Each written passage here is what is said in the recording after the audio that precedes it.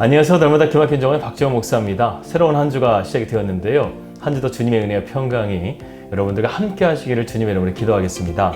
어느 힌두교도가 기독교를 개종해서요, 남편으로부터 심한 박해를 받았다고 합니다. 그러한 사실을 알게 된 선교사님께서 그 여인에게 남편이 화를 낼 때면 어떻게 하느냐고 물어보았습니다. 그러자 그녀는 이렇게 대답을 했다고 합니다. 저는 남편을 위해 더 좋은 음식을 만들어주고 남편이 불평할 때면 마루를 더 깨끗하게 닦고 남편이 퉁명스럽게 말하면 더욱더 부드럽게 대답을 합니다. 그리고 그녀는 이어서 이렇게 대답을 했습니다. 선교사님, 저는 제가 그리스도인이 된 후로 더 훌륭한 아내와 어머니가 되었다는 것을 정말 남편에게 보여주고 싶어요.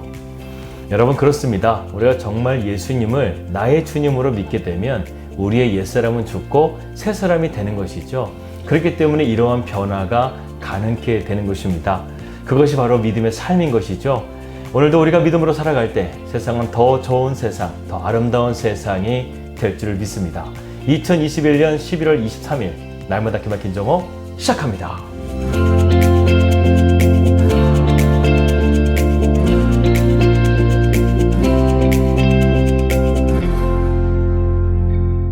말씀 들어가도록 하겠습니다. 신학에서 가장 중요한 기본 명제가 하나 있습니다. 그것이 바로 믿음에는 의지적인 믿음이 필요하다는 것이죠. 왜냐하면 우리의 영적인 방향을 결정하는 것이 감정이 아니라 우리의 의지적인 믿음이 더 필요하기 때문에 그렇습니다. 대표적인 인물이 다니엘을 들 수가 있죠. 그는 나라가 바벨론에게 멸망하고 포로로 잡혔음에도 불구하고 하나님께 뜻을 정하여 믿음으로 거룩하게 살겠다는 굳은 결심을 하게 됩니다. 그게 말만큼 쉬웠을까요? 정말 어려웠을 것입니다. 하지만 그는 의지를 가지고 믿음으로 나아갔을 때 하나님께서는 다니엘을 도우시고 또 그러한 거룩한 믿음을 소유할 수 있도록 하나님께서 은혜를 베풀어 주셨습니다. 위대한 신앙인들의 기록들을 보더라도 그들의 기도의 제목은 놀랍게도 하나로 귀결되는 것을 보게 됩니다. 그것은 바로 하나님께서 자신을 통해 거룩한 뜻을 이룰 수 있도록 그런 의지적인 믿음으로 나아갔다는 것이죠. 제가 오늘 왜 이렇게 의지적인 믿음을 강조하냐면요, 우리 그리스도인들은 이러한 의지적인 믿음을 가지고 가야 될 방향이 분명하기 때문에 그렇습니다. 우리가 어떤 방향으로 나가야 될까요? 그것은 바로 거룩함이라는 것입니다. 오늘 본문 말씀 1절에서 3절의 말씀을 함께 보도록 하겠습니다. 그러므로 형제들아, 우리가 끝으로 주 예수 안에서 너희에게 구하고 권면하노니 너희가 마땅히 어떻게 행하며 하나님을 기쁘시게 할 수 있는지를 우리에게 배웠으니 곧 너희가 행하는 바라 더욱 많이 힘쓰라.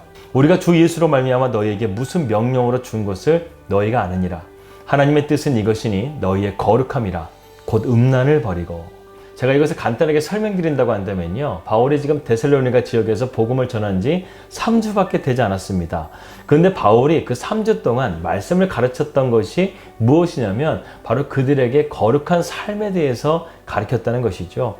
보통 새롭게 생기는 교회들의 특징이 있다고 한다면 매우 뜨겁다는 것입니다. 데살로니가 교회도 아주 뜨거웠던 교회였습니다. 그래서 그들은 환난과 핍박 속에서도 믿음을 지키면서 이 신앙생활을 아주 훌륭하게 해내고 있었다는 것이죠. 이 소식을 바울이 들은 것입니다. 그래서 너무나 기뻤습니다. 그래서 바울은 3장의 말씀을 보게 되면 바울이 그들을 칭찬하고 격려를 아끼지 않는 모습을 우리는 보게 되죠. 하지만 그러한 바울에게도 염려가 하나 있었습니다.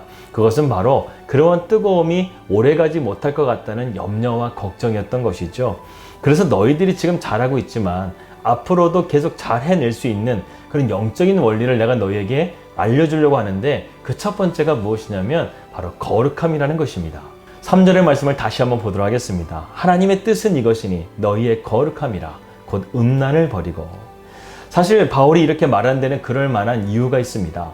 데살로니가 지역은 마케도니아의 수도였고 항구도시였습니다. 그렇기 때문에 온갖 우상과 음란과 유혹들이 너무나 많았다는 것이죠. 그래서 데살로니가 교회가 지금은 뜨겁고 열정적으로 믿음 생활을 잘하고 있지만 그것만 가지고는 앞으로 믿음을 지키며 살아가는 것이 불가능하기 때문에 바울은 그리스도인의 삶의 진정한 목표, 골에 대해서 말씀해주고 있는 것입니다. 여러분, 거룩하다라는 말에는요, 상대적인 개념이 들어있어요. 즉, 거룩하지 못한 것이 반대편에 있다는 것입니다. 바울은 오늘 첫 번째로 그러한 것들이 바로 음란과 세교, 간음 이러한 것들을 언급하고 있습니다.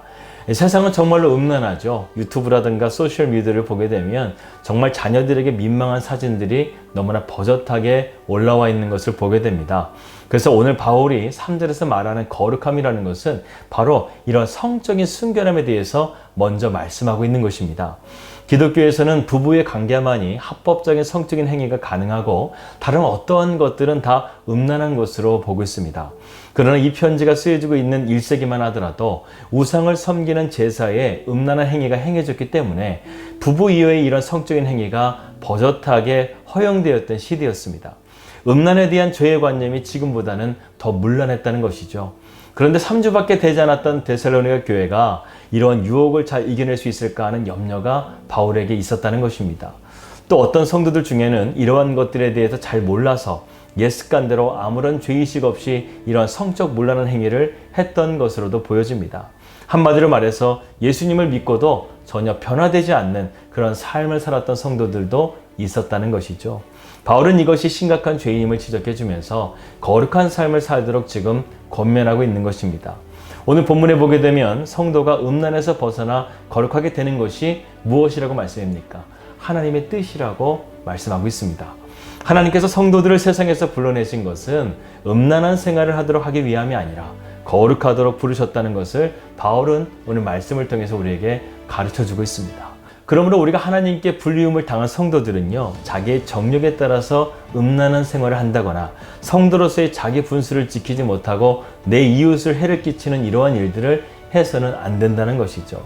결혼관계가 아닌 성적인 행위는요, 상대방 본인에게 해를 끼칠 뿐만 아니라 그 상대방의 가족에게도 해를 끼치는 일이 되기 때문에 결과적으로 이웃 형제에게 피해를 주는 그런 행위를 삼가하라고 바울은 말씀하고 있는 것입니다. 결국 우리가 거룩하지 못하게 되면 이처럼 부끄럽고 수치스러운 자들이 될 수밖에 없다는 것이죠. 그렇게 되면 우리 그리스도인들이 세상 가운데서 조롱을 받을 수밖에 없다는 것입니다. 그리고 그것은 나 혼자만 피해를 입는 것이 아니라 한 가정을 무너뜨릴 수도 있다는 것을 기억하고 우리는 더욱더 순결한 믿음을 가지고 거룩한 삶으로 나아가야 되겠습니다. 오늘날 성적인 문제가 너무나 심각합니다.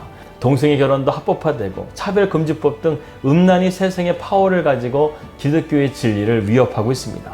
우리는 정신을 정말 바짝 차려야 됩니다. 이것은 우리 자신뿐만 아니라 우리 자손들에게도 엄청난 영향을 줄 수 있는 아주 큰 문제입니다. 그리스도인은 무엇으로 이것을 상대할 수 있겠습니까? 바로 거룩함이라는 거예요. 우리가 거룩할 때 하나님은 세상을 변화시키십니다.